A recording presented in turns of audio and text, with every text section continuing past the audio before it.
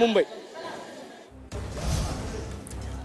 तर गावागावात भगवं उपरणं फडकवण्याचं आवाहन करण्यात आलंय। आज राज्यभरात भगवं उपरणं फडकवण्याचं आवाहन करण्यात आलंय। सकाळी 10 वाजता उपरणं फडकवण्याची आझाद मैदानात अंमलबजावणीही करण्यात आलेली आहे।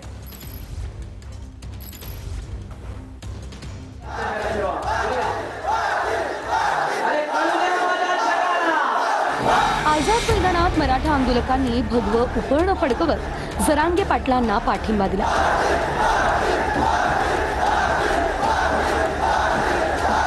सकाळी 10 वाजता राज्यभर भगवं उपरणं फडकवत आंदोलनाला पाठिंबा देण्याचं आवाहन करण्यात आलं होतं।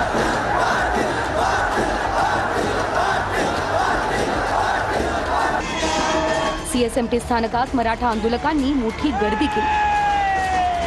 एक मराठा लाख मराठाच्या घोषणा देत आंदोलक थिरकले।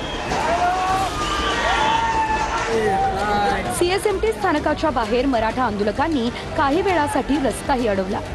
आंदोलकांनी मुंबई महापालिकेच्या साफसफाई करणाऱ्या गाड्या काही वेळ रोखून धरल्या।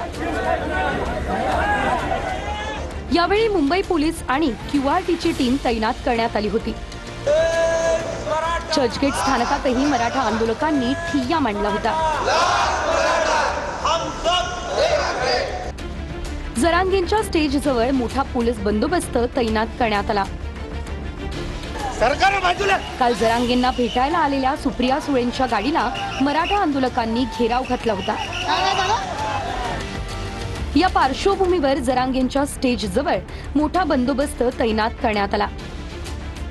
मंत्रालयासमोरच्या मंत्र्यांच्या बंगल्यांची सुरक्षाही वाढवण्यात आली। वकील गुणरत्न सदावर्तेंच्या घराची सुरक्षाही वाढवली गेली। सदावर्ते जरांगेंच्या विरोधात प्रतिक्रिया देत असल्यानं खबरदारी म्हणून सुरक्षा वाढवण्यात आली आहे। मुलुंड टोलनाका परिसरात मोठा पोलीस बंदोबस्त तैनात करण्यात आलाय। रस्त्यावर बॅरिगेटिंग करून गाड्यांची तपासणी करूनच मुंबईच्या दिशेने सोडण्यात येत आहे।